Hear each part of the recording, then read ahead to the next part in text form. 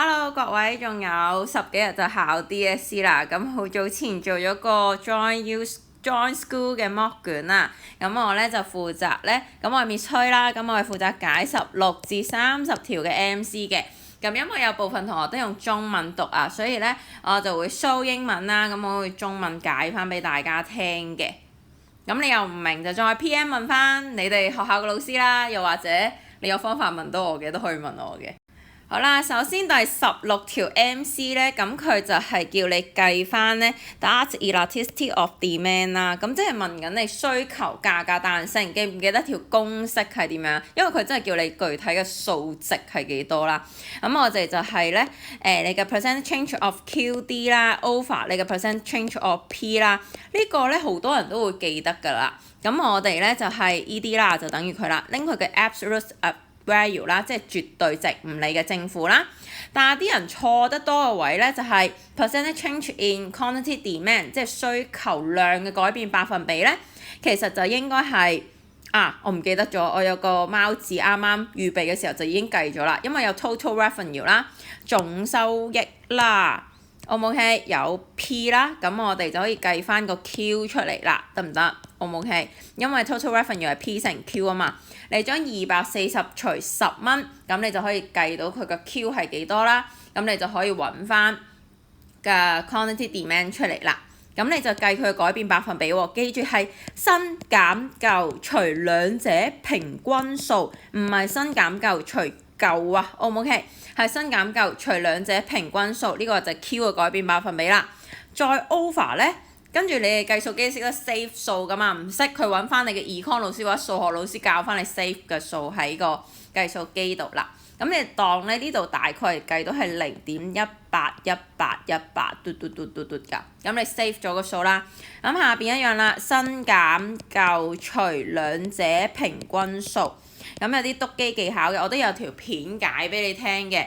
如果你係我間學校嘅，你可以揾我拎翻啦。如果唔係其他學校嘅，都可以揾我拎下嘅。咁應該識得計嘅。咁我係0.4啦。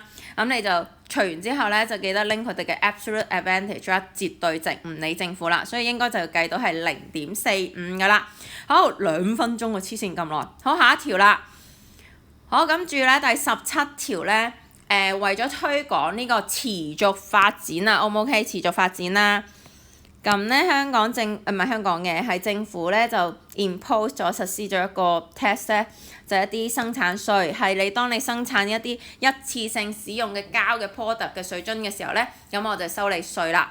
咁你要小心啦，條題目咧就唔係講緊呢啲一次性用嘅嗰啲膠樽喎，佢係講緊呢一啲 reusable 啊，即係你循環再用嘅膠樽。咁你咧嗰啲一次性嘅膠樽，即係嗰啲維他樽啊、Bonaqua 樽啊，係啦。咁咧嗰啲咧就係講緊你有收稅，嗰啲嘅供應咧就會係減少啦。咁所以啦，嗰啲樽嘅價錢就會上升啦 ，Q 就會下降咁啊。咁嗰啲一次性嘅樽咧，同你 reusable 嗰啲樽咧，咁其實咧就係替代品嚟，循環再用嘅樽啦，係一個 substitute 嚟嘅替代品啦，所以係喐嘅需求嘅，得唔得？喐需求嘅。咁咧，你一啲一次性嘅樽貴咗，咁我同佢互為一個 substitute 替代品嘅關係，我需求就會上升啦。喐需求嘅揾咩彈性嚟解釋啊？記唔記得？就會揾翻供應價格彈性嚟解釋。Miss 點解係喐需求揾供應價格彈性嚟解釋啊？我又仔細啲教一次啦吓，咁呢度咧就係你普通見開嘅 SD 啦。咁依家咧佢就話係你嘅 demand curve 喐咗啦。咁呢兩條線喐嘅時候，同時喺你條 supply curve 上面存在咁啊，係咪？咁即係代表咧，你係關心緊嘅價錢同你嘅供應量之間嘅關係啦。O.K.， 所以我哋喐需求嘅時候咧，就會用 elasticity of supply (ES) 嚟解釋啦，供應價格彈性。O.K. 換言之咧，你自己舉一反三啦，喐供應嘅，咁你就用需求價格彈性嚟解釋啦。喐緊 supply 嘅，咁你就用 ED 啦，得唔得？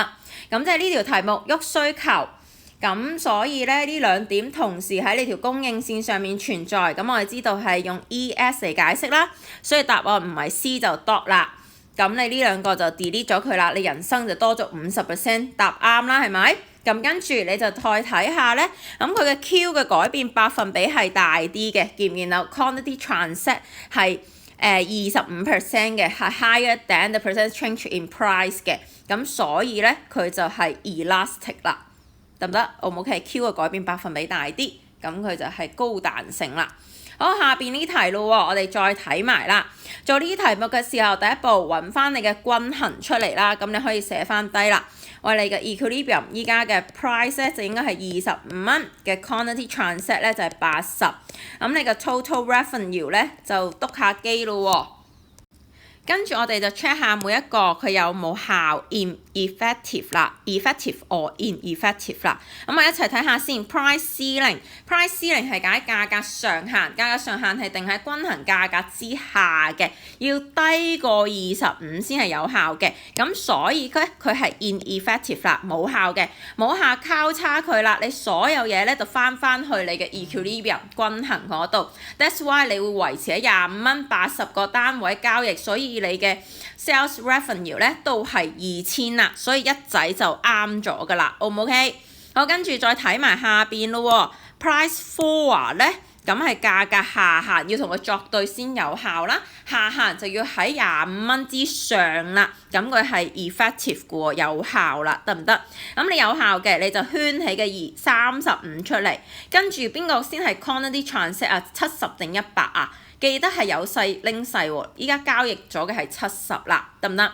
咁跟住咧 ，there will be non-price competition， 啱㗎，因為依家咧就係講緊咧，你價錢定高咗啦，咁其實依家就會係你嘅 QD 同 QS 咧係唔相等嘅狀況啦，你應該又出現咗一個 surplus 啊，即係價格已經失去咗一個功能，咁你點樣分配啲嘢啊？唯有進行一啲 non-price 嘅 competition 啦，得唔得？好，咁所以2都啱啦，所以答案係1、2，但係我哋都要睇埋剩低嘅答案點解錯啦。咁 price ceiling啦，又係 ceiling嚟嘅，上限要定低於均衡價格25蚊，所以15係有效嘅 effective 啦，剔一剔佢 effective 嘅 quantity transact 咧有細拎細，所以依家你就係15同60，咁跟住你就會發現咧，你依家嘅 QD 咧就應該係大過你嘅 QS 嘅 ，that's why 就會出現咗一個應該係 shortage 啦，唔係 surplus 啊，應該係出現短缺啦 ，O 唔 OK？shortage 啦，短缺 ，O 唔 OK？ 出現一個短缺啦，你嘅需求量係90，供應量係60，咁應該係需大過供啦，咁所以係超額需求啦 ，excess demand 啊，係啦，咁就係 shortage 啦，就唔係 surplus 啊，錯咗啦。好，下邊啦 ，price floor 下限嘅話咧就要定喺均衡價格之上，咁佢係有效嘅，有效嘅話35，有細拎細啱啱解過啦，即係70，咁35乘70應該就唔係500，O 唔 OK？ 咁自己計翻咯喎，咁換言之答案就會係 A 啦。好啦，第19條佢就問你邊個 statement 咧係 about monopolies 咧係啱嘅，即係壟斷係啱嘅 statement 啦、句子啦。咁我哋壟斷嘅 power 係嚟自邊個㗎？梗係唔一定嚟自政府啦，咁未必嘅啫 ，O 唔 OK？ 有機會係嚟自政府嘅，又或者有機會係佢擁有咧獨有嘅生產來源啊，或者嗰啲factor of production 啊，即係佢擁有獨特嘅 source 去進行生產啦，又或者咧佢係好早進入咗個市場，例如港鐵咁樣嘅，好早進入咗個港鐵嘅市場啦，鋪晒啲路啦，又或者咧其實港鐵咁樣啦，其實佢大規模咁樣生產啦，佢嘅平均成本已經好少啦。跟住 average cost 好低啦，咁佢 enjoy 緊一個 economics of scale 啦。喂，其實佢都唔想壟斷嘅喎，冇計啊！你入嚟同我市場爭，我唔想壟斷成個市場㗎。你可以入嚟㗎，只不過其他競爭對手同佢真係鬥唔過，佢嘅平均成本真係太低啦。我冇係享有規模經濟啦，所以咧佢壟斷嘅 power 咧可以嚟自政府啦，嚟自可能佢擁有獨有嘅生產要素啦，又或者係佢已經好早進入市場啦，又或者佢享有規模經濟啦。所以咧答案 A 咧就只係其中一個 option 啦，咁就係錯啦，係啦，唔一定係嚟自政府嘅。咁跟住咧，我想講咧，如果你係壟斷者，係咪就唔使宣傳㗎？我想講咧，港鐵使唔使宣傳咧？有冇見過港鐵冇宣傳廣告啊？有㗎嘛，港鐵仲有嗰個咩公仔啊，或者宣傳啊扶下你啊個點啊咁樣㗎嘛，有好多廣告㗎嘛，港鐵 O 唔 OK？你壟斷唔一定代表你唔使落廣告，因為你仲需要面對好多咧替代品嘅競爭嘅。港鐵都有好多替代品㗎喎，例如有巴士啦、小巴啦、的士啦，係咪 Uber 啦，係咪？呢啲都係佢嘅 substitutes 嚟嘅，所以你壟斷咗嗰種市場，地下鐵路嘅市場，唔代表咧你冇替代品嘅 ，O 唔 OK？得唔得？你只係冇咗一啲相近嘅替代品啦，但係你就冇，唔係代表你完全冇替代品啦，所以你依舊都面對一啲競爭，你依舊都需要落一啲廣告咧去面對競爭嘅。但係你係壟斷者嘅時候，你有一定嘅 power 啦。咁咩 power 啊？議價定價嘅 power 啦，你定咗個價錢嘅時候啦，你唔會失去晒所有嘅顧客嘅 ，O 唔 OK？因為市場上得你嗰間啊嘛，港鐵加價你唔同搭咩你都搭嘅，只係有啲人可能搭少咗咯，去搭巴士小巴係啦，咁所以答案就會係 boy 啦 ，O 唔 OK？記住啊，壟斷嘅能力嚟自好多種嘅，政府只係其中一種，壟斷者都要面對競爭嘅，所以佢都要落廣告嘅一啲替代品嘅競爭啦。佢只係冇相近嘅替代品，但係佢都有替代品嘅。OK 未？好，跟住啦，20題啦。好，第20題就係問你咧 consumer surplus 啊，消費者盈餘，記唔記得消費者盈餘條公式啊？係啦，咁咧係咪喺腦度咧？咁就係將每一個單位嘅 marginal benefit 即係邊際得益減佢嘅價錢啦。咁我一齊嚟睇下條題目先啦。你舊嘅先，舊嘅時候咧，你嘅價錢喺定價喺8蚊，你會消費幾多個單位咧？你會消費2個單位啦。所以逐個單位睇啦。第一個單位你嘅 marginal benefit 係10啦，減佢哋嘅價錢8蚊。跟住再加你第2個單位啦，就係 marginal benefit 8蚊，但係你嘅價錢係8蚊，所以你一開始咧舊嘅 consumer surplus 咧就會係2蚊，O 唔 OK？咁新嘅係幾多啊？咁我一齊嚟計下咯喎。咁新嘅時候，咁佢就係跌到2蚊啦，係咪？咁2蚊嘅時候，你會交易5個單位喎，見唔見到？咁你應該有5個คู相加啦。第一個單位 marginal benefit 係10啦，10減價錢2啦，再加咧8減2啦，再加咧6減2啦，再加咧4減2啦，全部係將你每一個單位嘅 marginal benefit 就係 MB 啦，減去你嘅 P 啦，咁你就會計到係20嘅。咁所以咧，你個 consumer surplus 咧就升咗18蚊啦。OK， 好，咁跟住睇埋第21條啦。好啦 ，supply is perfectly inelastic 咩意思啊？供應線完全冇彈性，完全冇反應過咩？要完全冇反應啊？就係凍喺度任人打啦。O 唔 OK？O 唔 OK？Supply is perfectly inelastic 啦。咁就 government provides per unit subsidy 啊，政府提供一啲 subsidy 俾佢喎。subsidy 嘅話，供應係會上升啦。上升嘅話，我哋會 shift downward 條線啦。喂 ，Miss 條供應線打戙咁樣點樣向下移啊？好，我移俾你咯喎，向下移完啦，即係點啊？即係同一條線咯 ，O 唔 OK？ 得唔得？咁跟住我哋就可以畫翻一條咧正常嘅需求線啦。咁 D 啦，咁你就會發現咧，政府provide 咗一個 per unit subsidy 底下咧，咁佢嘅售價係冇變過嘅喎。因為你條供應線係只係會 shift upward downward 嘅啫嘛，無論係你subsidy 定係 tax 啦。咁如果你係 perfectly inelastic 嘅，你係上下咁轉啦，咁就係好似都係同一條線嚟噶嘛。O 唔 OK？咁跟住連咗個交點之後，你就發現咧佢嘅 price 咧係應該係冇變過。個 price 冇變過嘅時候，即係 consumer 咧係1蚊着數都拎唔到㗎。O 唔 OK？ 得唔得？全部咧都邊個拎晒啊？全部生產者拎晒。你當咁樣去理解啊？你當無論 subsidy 定係 tax 啊，無論稅定係津貼啦，好似一個炸彈嚟嘅。咁佢掉得過嚟咧，邊個凍喺度嘅 perfectly inelastic 嘅，完全冇彈性嘅，就邊個食晒嗰啲嘢啦。咁依家純粹一個叫 subsidy 嘅蛋彈過嚟，咁嘅 supply 係凍喺度嘅。咁啊 supply 食晒咯，supply 食晒即係咩意思啊？即係代表咧 producer 咧就 enjoy all the subsidy 啦，O 唔 OK？佢係拎晒所有㗎，邊個 inelastic 就邊個 enjoy 晒所有嘅 subsidy， 或者係 suffer 晒所有嘅 tax 啊 ，OK 得唔得？咁跟住你就睇埋其他題目啦。咁你嘅 price level 咧就冇變過啦，O 唔 OK？unchanged 啊，應該係得唔得 ？remain unchanged 都係 P1 同P2嘅。咁啊 total revenue 啦，咁total revenue 咧唔包 subsidy 嘅時候咧，就同以前一樣嘅，都係呢個面積，因為你 P 冇變 ，Q 冇變，即係咧啲 consumer 俾你嘅錢咧係冇變過嘅，O 唔 OK？consumer 以前俾 P1 乘 Q1 你，依家俾 P2 乘 Q2 你，咁其實係冇變過嘅。但係你唯一變嘅就係咩啊？因為個 subsidy 啊嘛，即係生產商除咗賺 P2 乘 Q2 之外啦，政府咧仲會俾翻一個叫重量津貼佢啦，O 唔 OK？咁我哋大概喺呢度畫，隨心畫嘅啫，O 唔 OK？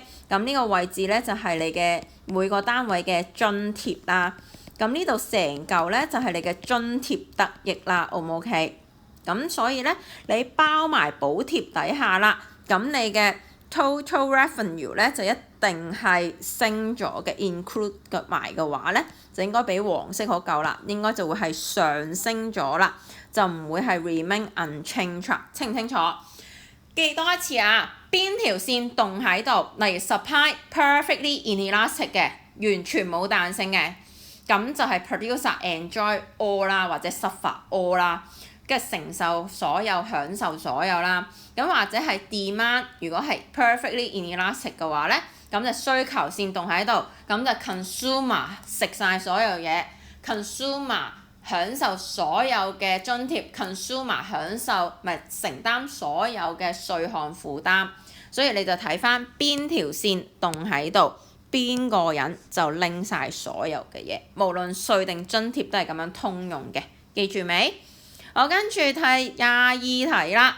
22題有個技巧嘅，咁佢就係問你啦。咁佢哋有冇 divergence 啊、差異啊，即係嗰啲呢度咧就係講緊咧你有冇界外影響啊、界外得益、界外成本出現啊？咁所以分歧啊 divergence 佢哋彼此之間，記住咧自己 MC 技巧可以加翻落去喎。呢度咧 DSE 好中意問你嘅咧就係咩啊？由同一人擁有，咁你就會冇 divergence between private and social 㗎啦。由同一人擁有嘅話，你就冇任何嘅界外得益或者係界外成本㗎啦。咁因為咧呢度咧就係呢個 beef keeper 啦，同呢個咧佢咧就係類似咧。就係養緊蜂蜜啦，咁跟住啲蜜蜂咧唔小心整到附近嗰啲農作物喎，但係呢啲農作物咧都係由佢同一個人擁有㗎，見唔見到？O 唔 OK？即係佢自己破壞翻自己嘅嘢，其實係唔涉及其他人㗎嘛，咁啊唔涉及界外咯，所以咧就係 no divergence between private and social 啦。咁我哋都要大概睇埋嘅 A 咧就係廠商咧啲工廠啦釋放咗啲溫室氣體啦，影響成個全球嘅環境啦，但係佢冇作出賠償咁樣啦。跟住 Boy 咧就話啦，佢種咗啲好靚嘅盆栽喺度喎，令到佢啲 neighbor 咧好開心喎 enjoy 喎，但係佢啲 neighbor 點啊？冇 without 補償翻俾佢喎，得唔得？咁跟住 Dog 仔啦就係咧講緊啲咩咧？汽車導致一啲交通擠塞啊，釋放咗一啲空氣出嚟啊，污染嘅環境啊，但係佢係 does not consider 啦，冇擔心過呢啲咧，其實係影響緊咧其他嘅道路使用者。記住界外呢課咧，多啲用其他。如果喺 long crack 嘅時候咧，記得係寫清楚 other 其他，描述嘅時候寫清楚 A 做咗啲乜令B 點樣受損，跟住B 多啲用 other 啦，即係呢個係其中一個道路使用者啦。咁佢用架車嘅時候咧，就導致好多污染物出嚟啦。咁佢其實係冇關心過其他道路使用者啦。好，23條咁就係有關咧 income distribution 啊、收入均等同埋 Gini coefficient 即係堅尼係數啦。咁我哋知道咧嘅堅尼係數咧，你見到啦，呢度全部係跌咗㗎，係咪？如果堅尼係數下降嘅話咧，就應該係收入就會更均等啦。咁你自己 mark 翻佢咯喎。如果你嘅 Gini coefficient 咧係下降咗嘅，唔好死啦。下降咗嘅，即係代表咧你係 more even 啦，你嘅收入就會更均等啦。OK 未？好，跟住睇下條題目啦。咁我收入更均等嘅時候，有機會係講緊我高收入同低收入人士啦。可以有幾種情況嘅。第一種情況啦，就我收入更均等啊嘛，見唔見到？咁即係代表咧，我有錢嘅人冇錢咗，咁我低收入不變，O 唔 OK？跟住又或者咧，我有錢人嘅收入唔變啦，但係我窮人更加有錢啦。又或者兩種情況出現啦，我高收入人士少咗錢，低收入人士又更加有錢，咁就 more even 啦，O 唔 OK？佢哋嘅收入就會更均等啦。咁你咧就會見到咧，咁 A 啊。佢哋嘅 income level of Hong Kong people 咧升咗，其實大佬我只係知道佢哋嘅 gap 窄咗，即係佢哋嘅收入均等咧就更均等，我唔知佢哋嘅收入係咪升咗，可能全部人一齊窮咧，咁跟住有錢人窮得多過啲窮人咧，你明我講咩啊？咁佢哋嘅差距咪窄咗咯。咁所以我哋就唔會知道咧，佢哋個別具體佢哋嘅income level 究竟係幾多嘅？咁另外啦，再睇埋啦，咁我哋嘅 living standard 啦，咁佢哋嘅收入更均等咧，就唔一定係代表低收入嗰啲living standard 上升咗嘅，可能低收入人士咧其實一直都冇變過，只係高收入人士嘅收入低咗咧，咁就唔係只係低收入人士咯，聽唔聽明 ？O 唔 OK？咁 living standards 因為純粹嘅堅尼係數下降，我哋只係知道佢哋之間嘅 gap 細咗，但係就唔一定肯定係一定係低收入人士好咗嘅。好 C 啦，政府應該增加 social transfer 咧，俾啲低收入人士，咁都講咗啦，都話咧低收入人士可以咧係乜都冇變過，變嘅可能係啲高收入人士咁啊 ，OK 嘛？得唔得？所以咧，B、C 咧就錯咗啦，佢只係講到我哋 normally 覺得咧收入均等咗，即係代表低收入人有錢咗，唔一定嘅，可以係高收入人士冇錢咗，低收入人士不受影響，唔一定係 social transfer 嘅，有機會係因為咩啊？你嘅 tax system 啦，即係可能政府透過稅制令到啲高收入人士要交好多稅嘅，佢哋嘅 post-tax income 跌得好多嘅，咁 social transfer 就係講緊嗰啲福利津貼啊，俾低收入人士啦。所以上述嘅圖表咧，佢係包括咧 post-tax 啦，對應係 tax system 啦，咁跟住咧 post-social transfer 啦，就係講緊政府嗰啲嘅福利轉移啦，所以 D 先係啱嘅，而 C 咧只係提及其中一方啫，咁就唔係代表佢就係呢個答案啦。好，跟住落到去咧下邊，咦我做咗俾你哋啦，預備咗，但係你知唔知我做啲咩啊？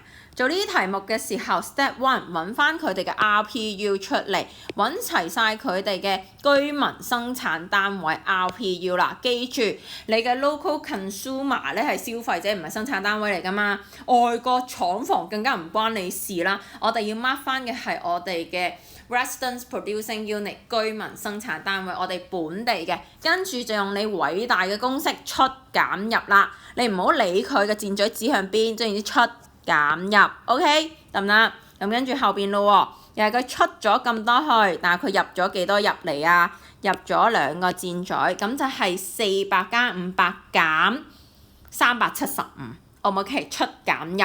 Step 1 highlight 你嘅 RPU，Step 2出減入。總言之喺個框框嘅範圍內出減入就得㗎啦。呢個框框咁跟住就50減400，800減500就300啦。咁你計出嚟之後咧，你將你嘅50加525啦，加150啦，加300，O 唔 OK？咁就會計到咧你嘅 GDP 咧 at market price 嘅。點解係 market price 啊？因為佢加咗啲 sales tax 啦，又處理咗啲 subsidy 啦，咁係一個市價嚟嘅，按市價計算。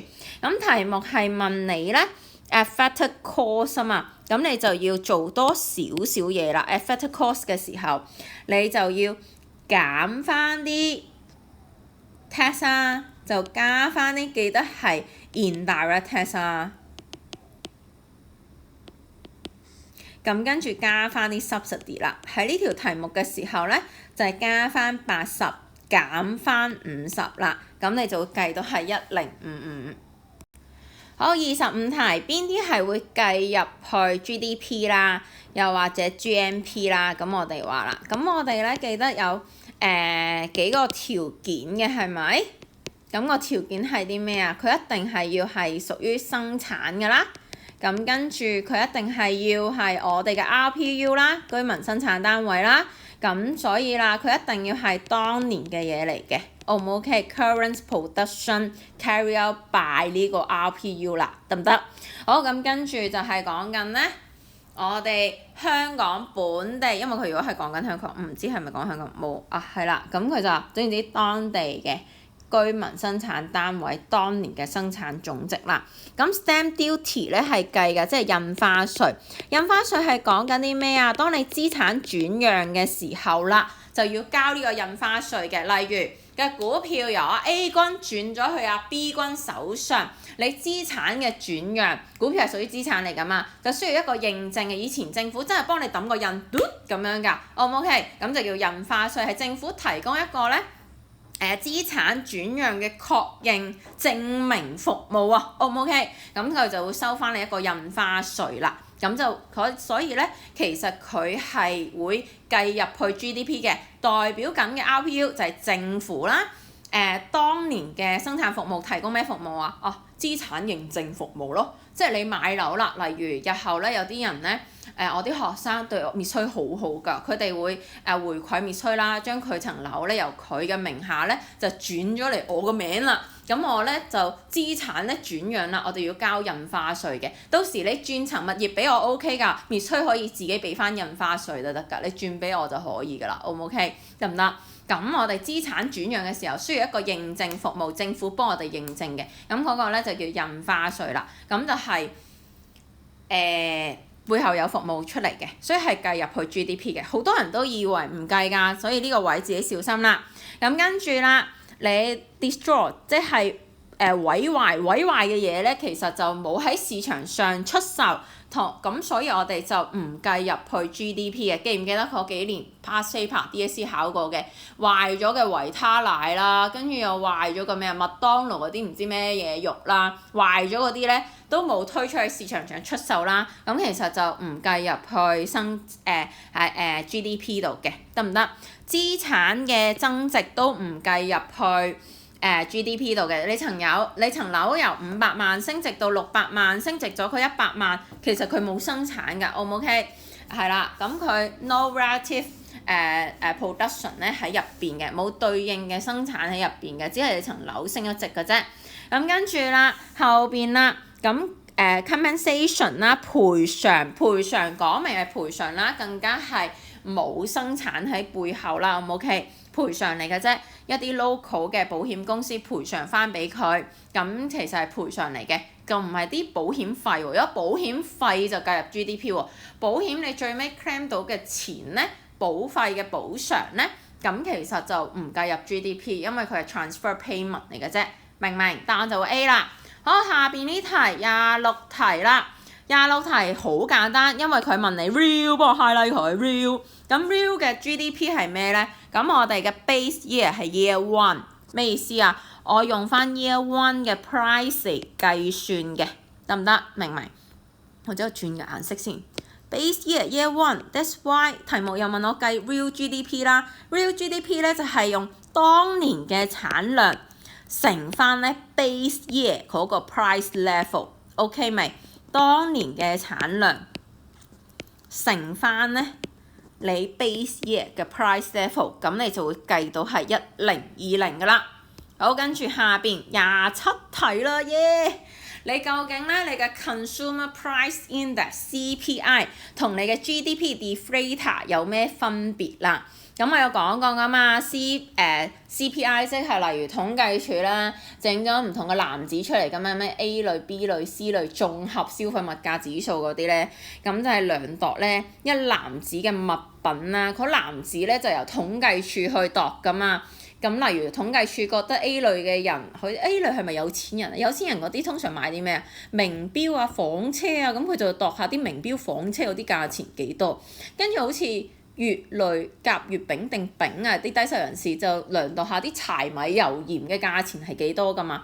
咁佢關心嘅咧就只係一啲消費者物品嚟嘅啫，即係 consumer good 啦，見唔見到 CPI？O.K. the price of 咧 consumer goods and service 啊，咁唔單止係物品嘅，包括埋服務嘅，咁佢就唔會因為咁樣去分咧，究竟係service 定 good 嘅，咁呢個大錯特錯啦，是 O.K. 咁 A 咧，咁咩係 GDP deflator 啊？咁其實佢某程度係用 GDP 計出嚟㗎嘛，有冇印象？就係你嘅名義 GDP 啦、normal GDP 啦、over 你嘅 real GDP 啦、實質 GDP 啦，乘翻100咧計出嚟㗎嘛。咁 GDP 點樣計出嚟㗎？咁佢量度GDP 係量度唔同嘅。有 C 加 I 加 G 加減 M 計出嚟㗎嘛，你嘅 GDP。咁其實當中係有 I 啦，即係啲生產者啦。咁 I 係生產者就包括埋一啲咧 overall 成個經濟啊 overall 成個經濟嘅物價改變㗎。你嘅 GDP 係由 C 加 I 加 G 加 X 減 M 係量度緊唔同嘅持份者對呢個經濟體系普遍嘅物品啊嗰個嘅消費量，或者你睇下你用邊個方向計啦，係咪？O.K. 咁所以咧，其實佢係包括咗咧好多唔同嘅持份者，有 C 啦消費者啦 ，I 可能廠商、政府啊各樣嘅嘢啊，所以就唔一定係 consumer good 啦。某程度咧啲 GDP deflator 咧就係 consumer good 同埋 producer good 啦 ，CPI 咧就淨係 consumer goods and service。O.K. 咁所以咧，同埋佢每年都會變嘅，O.K. GDP deflator 你每年嘅 GDP 都唔同㗎嘛，係咪？但係 CPI 咧就每5年變一次嘅，O.K. 通常每5年變一次啦，得唔得？咁反而我覺得咧，佢話 GDP 係咪比較好啲嘅方式去量度你嘅 cost of living 啊？咁如果 cost of living 嘅話，應該 CPI 準啲，因為 CPI 咧就只係量度咧你啲 consumer 嘅 goods and service 消費者嗰方面嘅 ，OK 未？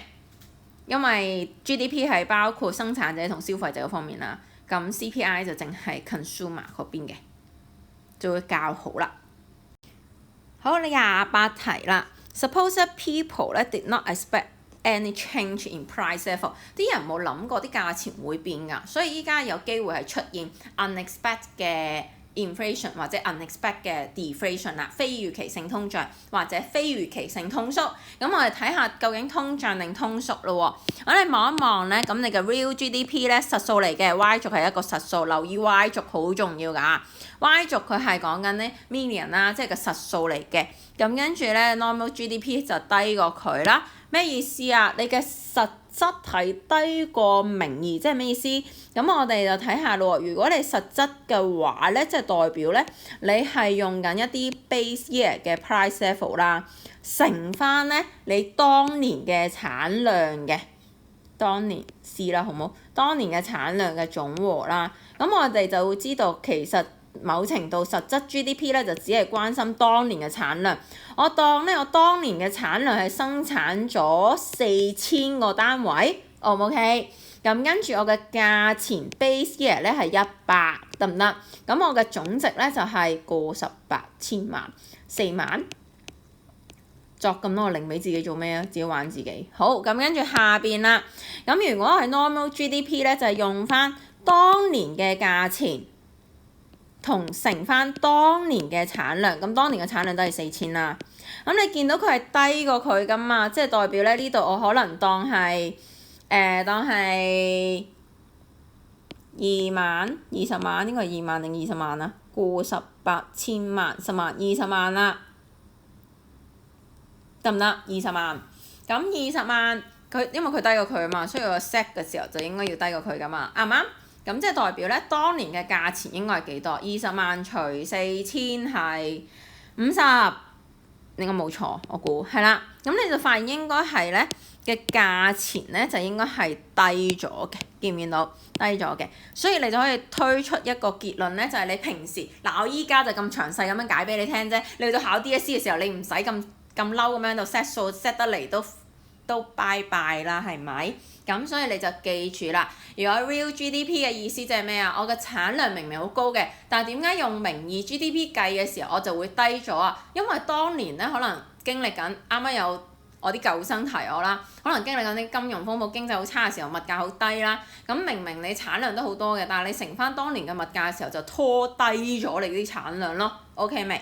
咁即係代表通縮啦，咁就係非預期性嘅通縮啦，咁係 unexpected deflation 啦。咁你 unexpected deflation 嘅時候，非預期性通縮嘅時候啦，你嘅購買力咧係會上升啊嘛，因為啲嘢平咗啊嘛，你嘅purchasing power 係會上升嘅，啲嘢平咗，你啲貨幣可以買到更加多嘅物品或者服務啦，咁你購買力上升，咁你會損失喎，咩人會損失啊？你係俾嗰個人會損失，定係收嗰個人會損失啊？肯定係俾錢嗰個人啦，因為你俾出去嘅嗰嚿錢嘅購買力，因為非預期性通縮而上升，即係你俾多咗啲購買力，咁你咪損失咯。咁你就睇下以下邊一個係俾錢嘅人啦。咁你擺明學生係咩啊？俾學費咯。OK，咁所以答案就會係 C 啦。咁跟住點解唔係另外啲答案啊？咁我一齊嚟望一望啦。佢話根據通縮通脹調整嘅，咁佢就係冇賺冇蝕嘅，記住咯喎，得唔得？咁你嘅 elderly 咧就係 hold 緊一個定期啦，你 hold 緊定期，你應該係收款人啦，係咪？得唔得？咁你收翻嚟嘅嗰筆款項購買力上升，你應該係好 happy 嘅，你收多咗嘛？好，跟住啦 lender 係即係債主啊，係咪啊？債主啦，咁債主即係應該係定期收翻啲錢翻嚟嘅，都係收款人啦。咁所以答案就係 C 啦。學生喺非預期性通縮底下俾學費，嗰筆學費嘅購買力係上升咗，所以你係俾多咗購買力，所以你就係損失啦。好，跟住第29啦，係啦，29嘅時候咧。咁我又要同大家解翻咧呢個啦，政府咧就提出咗一個嘅基建項目啦 ，OK 債券啦，因為香港政府唔夠錢嘛，咁啊發行債券咧去起呢個嘅基建項目啦，籌集資金。咁佢就承諾呢啲市民啦，你買我個債券啦，我就會 link to 呢個 inflation rate 嘅，咩意思啊？例如果我哋嘅 inflation rate 咧係10%，咁我就會派10% 俾你 ，O 唔 OK？咁呢個咧就係 nominal GDP， 唔係 nominal interest rate 啦，得唔得？名義回報率啊 ，O 唔 OK？名義回報率即係咩意思？如果通脹率係依家8% 嘅，政府就會派翻8% 嘅利息俾你。呢個利息就係叫名義利率啦、名義回報率啦 （nominal interest rate） 啊，得唔得？咁跟住啦，咁你變相依家咧，你係預計咧，你見唔見到嘛？你 expect 咧 inflation 咧就係4.5%。咁即係代表你預計政府咧就會派翻4.5% 俾你嘅，因為 link to 呢個 inflation rate 啊嘛，得唔得？咁所以啦，你預計你會賺到幾多嘅 real interest rate 啊？即係你實質嘅回報率啊。我冇係實質利率、實質回報率，咁你就預計咧，你就係賺咧0% 啦。即係你想咧買呢個債券幫你抗衡通脹，如果通脹4.5%，即係啲嘢貴翻4.5% 嘅，政府就俾翻4.5% 嘅利息你，咁補償你，咁令到你都仲可以維持你原有嘅生活 ，OK 未？咁你嘅real interest rate 咧就會維持不變啦。簡單啲嚟講，佢有條公式噶嘛，係咁樣噶嘛 ，OK 得唔得？咁呢條咧就係嗰個 formula 嚟嘅，得唔得？好。咁但係發生咗啲咩事情咧？喂，最後咧原來 actual 啦，真實發生咗啲咩啊 ？deflation 1%，即係 inflation rate 咧-1%。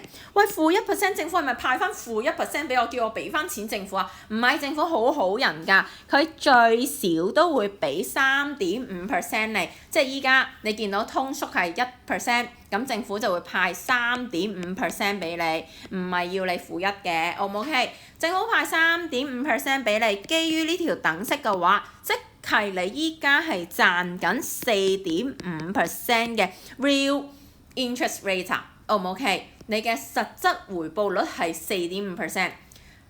簡單啲人話嚟講啦，當你出現通縮嘅時候，-1%，即係啲嘢平咗1%，即係你咪可以買多1%嘅嘢翻嚟咯，O 唔 OK？咁但係政府咧又俾3.5你喎，咁你咪 total 賺咗4.5嘅購買力啦，咁就係你嘅 real interest rate 啊。